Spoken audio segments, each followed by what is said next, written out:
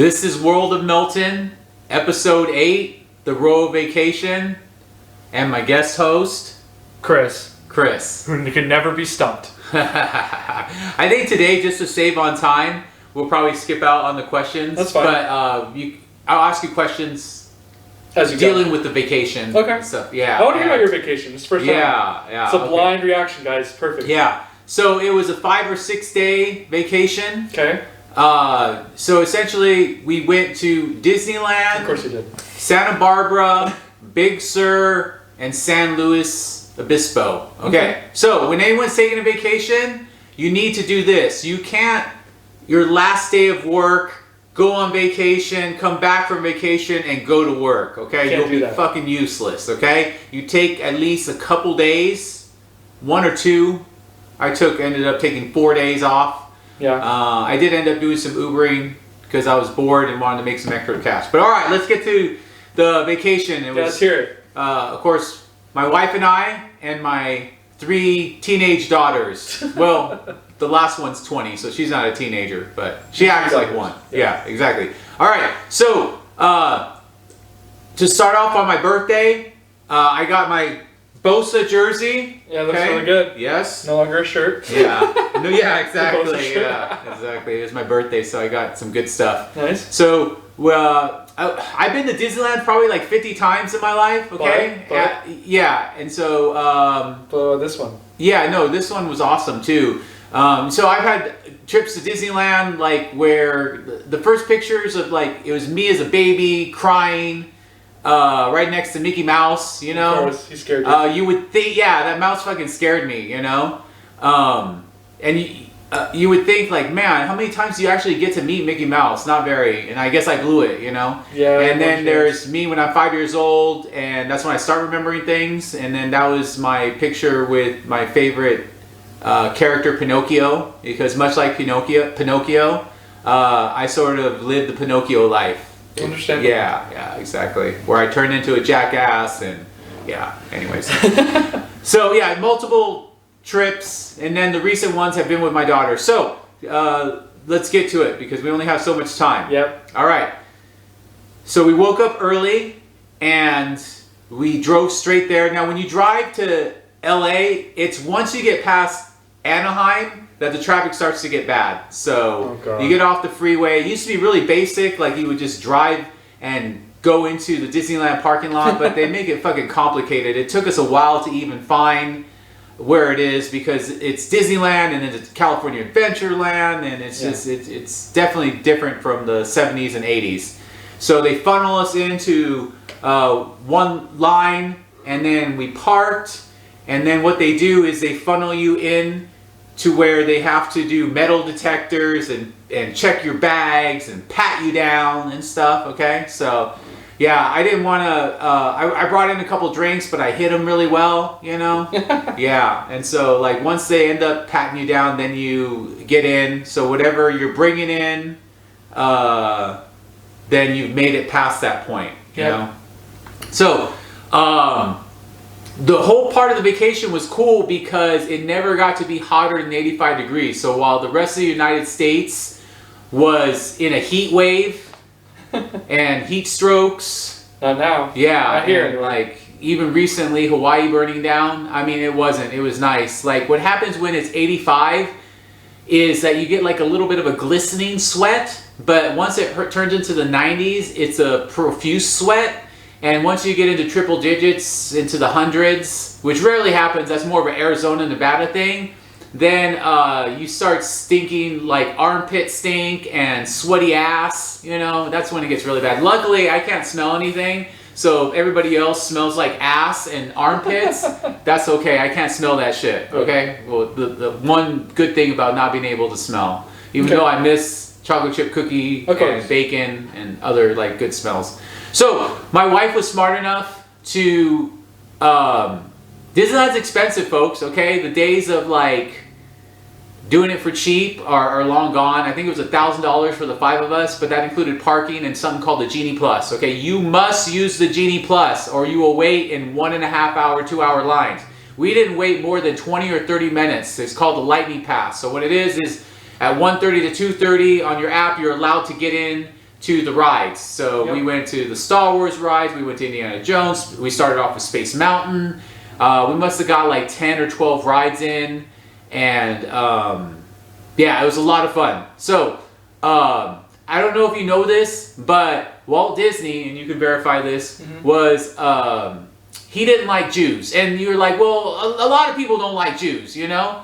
Because that's just the way it's sort of been for the longest time, you know? And that is totally wrong. But yeah, he's basically a Jew hater. And like, the more you look at Disneyland, you realize there is sort of a lot of Nazism that's ingrained into Disneyland. I mean, one is like Star Wars, and if you really break down Star Wars, especially like the Empire, like it's pretty much based off of Nazism. I mean, stormtroopers, really, and like all the like gray material that the military people use under Darth Vader, and like it might as well be, yeah. I mean, it's based on it. And so, so when I went in, the first thing I did is, hold on a second. Yeah, take your time. So I haven't, the last 3 months I haven't had any pig products, because I don't know if you knew this, but, and this counts especially for older people, if you have pig products like bacon or ham or sausage, you lose 35 minutes of your life, okay? If you're young, like this guy, it don't matter, like eat up, okay? But I'm 51 this past year, like when I went to Disneyland, and 35 minutes is a lot, you know? It starts adding up. Yep. So I was like, fuck it. It's like the most delicious corn dog in the world, okay? Right. It's like dipped in honey, and it's like this big ass corn dog. And so I step in line, and apparently I'm on the wrong side of the line, which I call her a feminazi. She let me know really quick that I was on the wrong side of the line. So I went to the right side and ordered it. And then I said, because there's not too many people, oh, how long will that be? Will that be about 5 to 10 minutes? And she says, it'll be a moment. And I said, is a moment 5 to 10 minutes? And she repeated to me, it will be a moment. And I said, is that what you're scripted to say? Is that what Disneyland told you to say? And reluctantly, she said yes. And I said, oh man, I did not know Disneyland was run by Nazis. I actually told her that because I was so fucking pissed. And just all day I experienced the, like, you're in the wrong side of the line, and Disneyland employees like yelling at me, you know, and I was thinking, for the happiest place on earth, you know, it's a lot of like bossing around. And I get it, they got to control it and make it be a happy place. Yeah. But like, I just didn't appreciate like that aspect of Disneyland. But one thing that has improved with Disneyland is that the McDonald's food for movie prices doesn't fucking exist anymore, okay? They jack up the prices for the ticket. So what they do is they give you reasonably priced food, and it's fucking gourmet shit now, okay? I mean, the hamburger's delicious, the fries are. The best Sprite I probably had in my life. I don't know what they injected into the Sprite, and even my kids were like, oh my god, this is the best Sprite ever, right? Right. So, and just delicious, like, every hour, like, we would go on a ride, but then we'd eat something afterwards. So, I'm really particular about my churros, being Latino, okay? Like, El Pollo Loco's churros, they suck ass. And sorry, Costco, but your churros, even though they're cheap, they suck ass too, okay? And because, like, you don't put enough, like, brown sugar and crystallized yumminess on it, okay? So, but this churro was delicious. And how can you make something delicious even taste better? I had it dipped, like, in this sort of, like, strawberry frosting thing. Oh, nice. So good. So yeah, just like one delicious thing after another, like mouth orgasms fucking all day. Okay. I hate to interrupt you. Oh, go ahead. But we got like 4 more days left, and it's already been. Oh, okay, you're right. Minutes. All right. Okay, sorry. We got like 20 minutes left. Okay, all right. We'll speed it up. No problem. Hold on.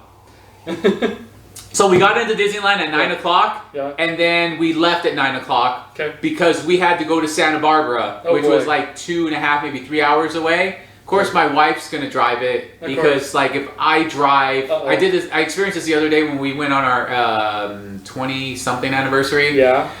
She only knows the correct dates.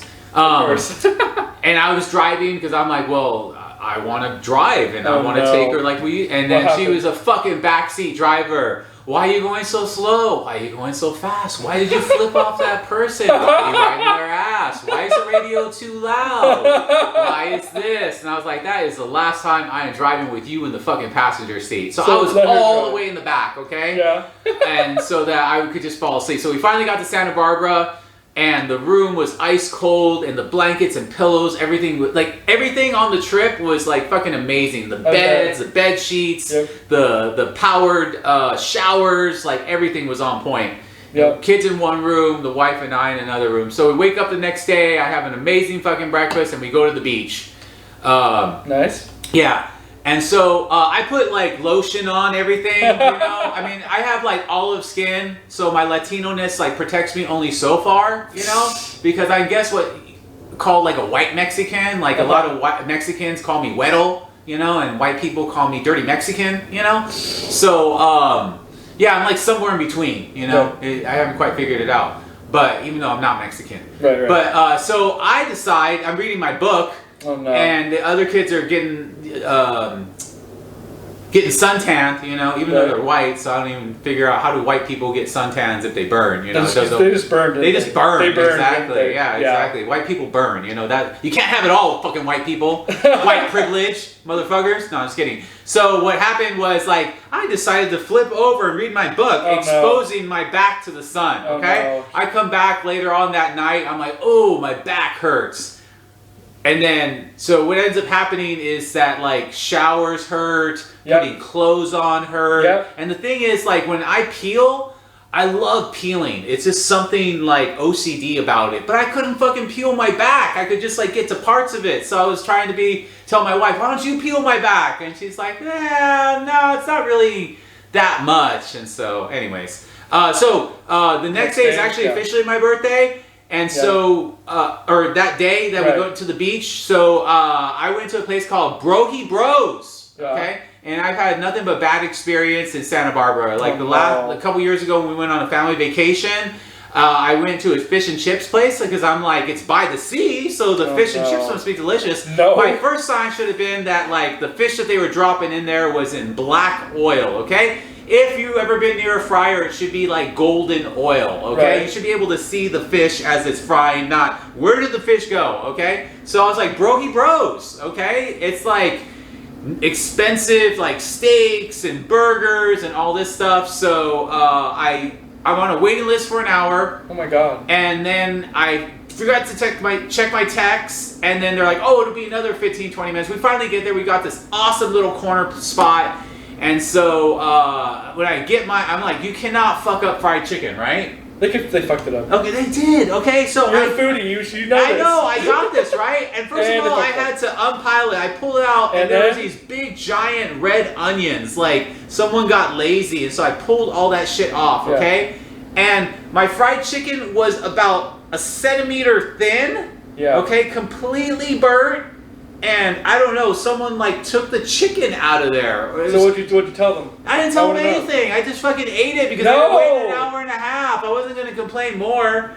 So, and my wife had a stomach ache, and then my kids were like, oh, well, you know what? We had a good time talking. And I was like, yeah, it was my birthday. So after that, we went, my oldest daughter says, save the food. And my wife's like, yeah, save the food so we could throw it away later, you know? Like one of her snarky little fucking remarks. I know. And so she had to eat her words, which is tough for an Aries. I don't know if you know this, but Aries are never fucking wrong. Ever! I hope she watches this. Just so you get thrown in the doghouse. That's what I want to hear. I told her that yesterday. We were having this discussion about this saying that she said. Something. It goes something like, you shouldn't strive to be the best. You should strive to be the best team member or something like this. I'm like, what is that? You're an Aries, Is that fucking communism? Like, give up your individuality for the good, of the community? You know? Did fucking Stalin say that or Hitler say that? I'm like, fuck that shit. Yeah. Okay? So anyways, You're going to the doghouse. Yeah. Where was I now? You were talking about her being snarky. Oh, snarky, yeah. So my daughter passes by. She sees a homeless guy, and she said, Dad, the homeless guy says leftovers welcome or money, you know? And with homeless people, you got to realize that there's some homeless people, they will you could take a bite of something and give them the rest of it, and they're cool with it, right? Because they're digging out of trash, so my mouth ain't dirtier than the trash, right? Right. So we come back around, and she said, Dad, remember when you said that if a homeless person has a dog, that you have to give them food or money? And I said, I did say that because I feel so bad for the dog. It's not the dog's fault that he has a homeless person as an owner. So we stopped by, we gave him the rest of the leftovers, I gave him like a $5 bill. We talked to him because we didn't want to be one of those people that's like, oh, here's some money, he's like throw some fucking change on the ground or dollar bills and walk away, you know, like, oh, here you go, peasant. So you you talked to them? We talked to him and asked him what his dog, cool dude. I mean, he was talking about his dog Roxy and how he gives his dogs little treats and all this stuff. And then earlier we had given this one guy that was singing some money to. We're like, oh, we love that song that you were singing, and we gave him some money. So anyways, so the next day we're headed off to Big Sur. Right. Okay, so we're going from Disneyland to the beach to up into the mountains. Okay. Right. So we go down this windy road. Takes fucking forever because so many of the streets are closed down. And we get to Big Sur. So once you go way up into the mountains, Wi-Fi gone. Yep. Your phone don't work anymore. Bye. No television set in here, okay? To have your phone and your TV taken at the same time. Oh, how'd the girls do? They did okay.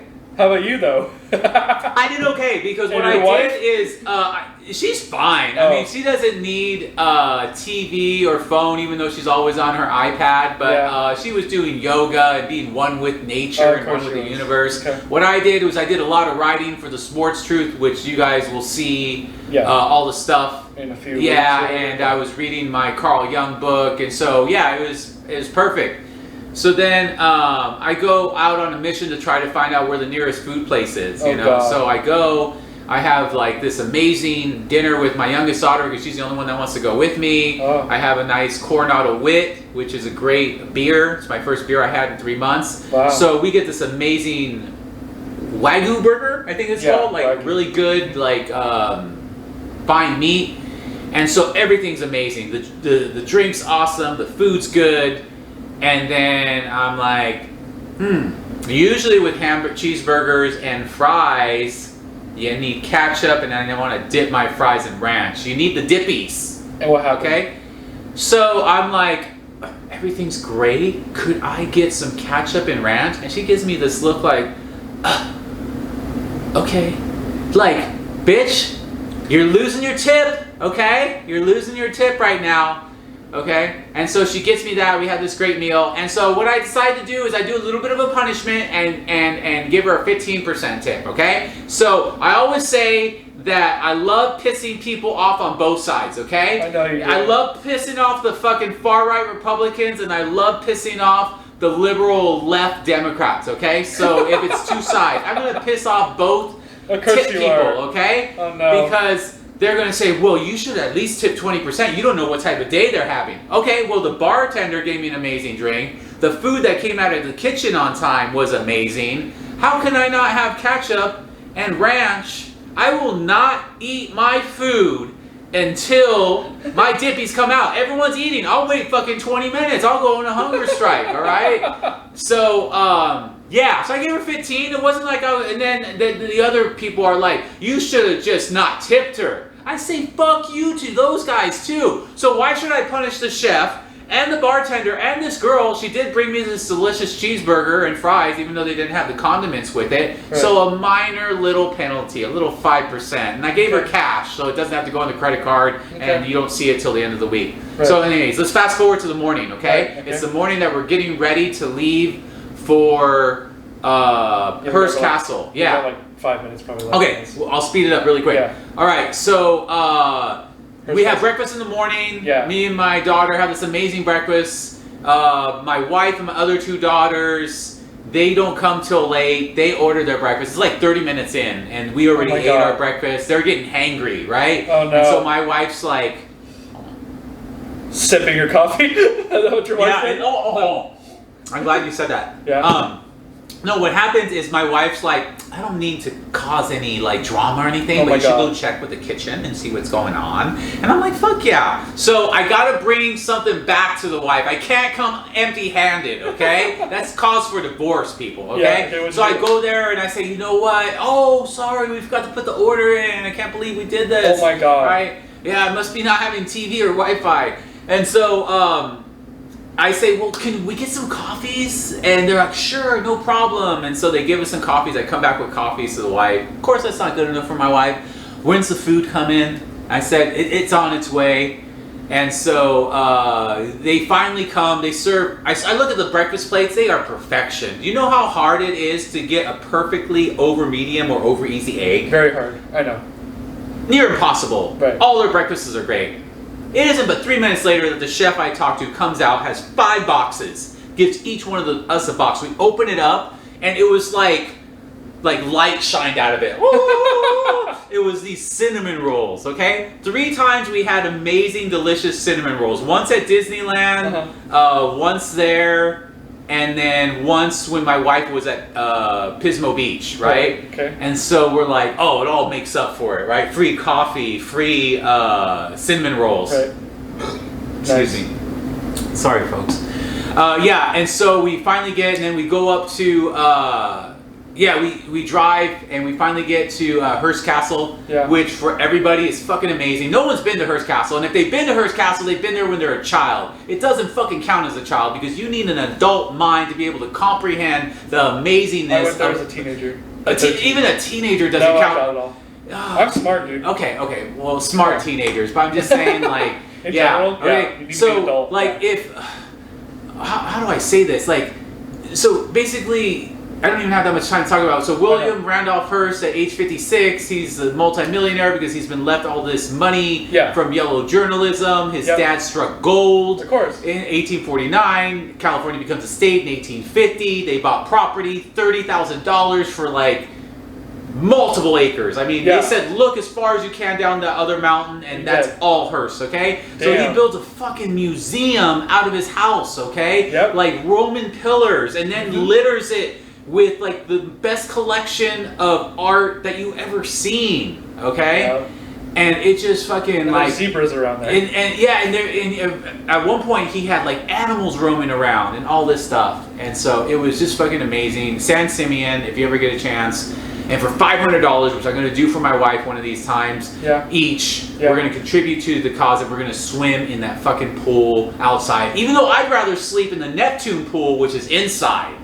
Because, like, I was so close, and oh, damn, I was like, okay, what's the worst that they can do? Probably arrest me. Ban you for life. Ban me for life, So, so then we went down to our last part of the vacation, which was in San Luis Obispo. Okay, so the hotel's there. We look out our window. We see the beach. We see the pier. So we walk on down and walk down these stairs, and there's the beach. And so it's fucking amazing. And then right across the way, we have this amazing dinner. Like every dinner or lunch that we always have one person be like, my meal wasn't that good. Whose turn was it? Yeah, nobody's. Everybody's meal was fucking fantastic. I was like, yeah, it was perfection. Finally. Yeah, and they had a kombucha with alcohol, which is the first time I had it, and that was amazing too. So, and my wife brings back cinnamon rolls. So perfection on dinner, perfection on desserts, okay? Oh my God. And then I'm sitting on the balcony and I'm doing my writing. And so the next morning comes, and so I'm like, I'm going to jam as much vacation time as I can in these last couple hours before the long 6-hour road trip and my vacation's over. And so what I did was, I said, I'm going to go jump in the fucking ocean, right? And my daughter's like, no, Dad, it's as cold as the Titanic. And I'm like, well, I don't see any fucking icebergs, okay? And so, and if it is, then, you know, that's the way your dad went out. You know, he froze to death with hypothermia because he wanted to live life to the fullest. So I went out there and it was fucking cold, okay? It was, they said it's 100 degrees in Florida. Well, it wasn't there. So what I did is this. I did a quadruple water experience. So then I was freezing my ass. Then I dove into the pool because it was 8 feet, and it was lukewarm water, like a nice, like bath water. Okay, and then I went over to the jacuzzi, which is 106, 107 degrees, and I dipped my heels and then I went to take a shower, and my wife was gonna take a shower at the same time, so I always kid to the kids, yay, family shower, which would be impossible because my kids are too big. But that's something my wife and I grew up on in the 70s and early 80s. Family showers, that was a thing back then. Because that's how Generation X was raised by baby boomers in a fucked up way. And so my wife and I take a shower, and we don't do it now. And so I take a nice hot shower. So it was awesome, and then I was ready to come back here. Exactly. And my wife actually let me sit in the front, and I was like, oh wow! All the trip, I'm trying to play my Mount Rushmore of music, and she doesn't want it because it's her driving, so it's her things. Eventually, she lets me play it, and she's like, wow, this is actually pretty good. Yeah, I've been trying to tell you that for days, but you don't listen to me. So now I know why she put me up in the front, because she wants me to read questions because she's taking her massage tests, and so she needs to know all this stuff. But we ended up talking about, one of the highlights too is we saw the elephant seals, right? I'm not sure if you've ever seen that. I have. So I'm from a distance. That was one of the last things we did before we left Pismo Beach. Oh, no, it was Morro Bay. Right. And so all of a sudden I see what I think is beach whale, and I'm like, oh my god, poor beach whale, I hope it gets saved, you know. And so it's like doing the worm. And just like it's huge. It's huge. And then I see like they're like 3,500 pounds, and the females are like maybe 1,200 pounds, you know, in a different color. And so I'm like, oh damn, that's got to be some rough sex. And each one of the alpha male elephant seals has got a big proboscis. That's what it's called. This big nose, and the bigger the nose, you might be related to them. Maybe, yeah. The more, and they have like about 15 of harems, you know. Of course. Yeah, and sometimes they have lieutenants where they like let them have a little bit of the action. Oh my god. Yeah, so that was cool, and so I just read her facts on elephant seals the whole time, because that's what gets my wife going up here, which ended up leading to down there. Okay, guys just want to be like, oh, let's go, let's do it.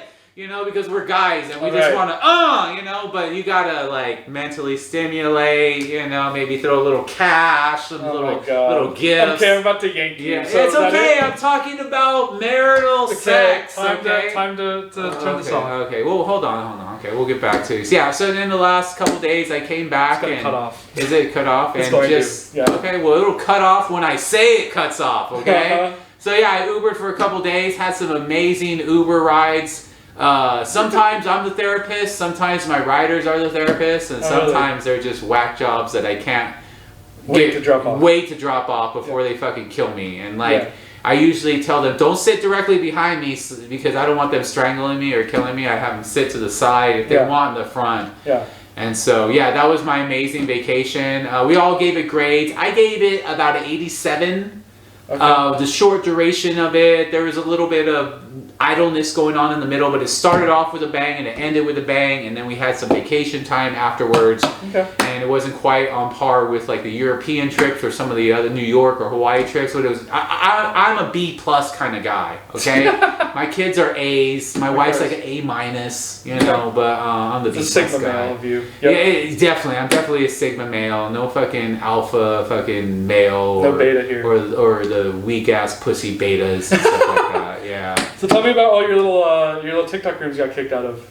Oh, you know what? Lately I haven't been kicked out of TikToks because I don't like get into those chat rooms anymore. If it's a chat room, the sports ones I will, and they never kick you out of the sports room because like, you know, you're not saying anything controversial enough. But I'm always challenging the Gen Zers and saying like, bitch, bring it on. Like, ask me any questions. I'll say bullshit like, dude, I know more than all the people in this room fucking combined.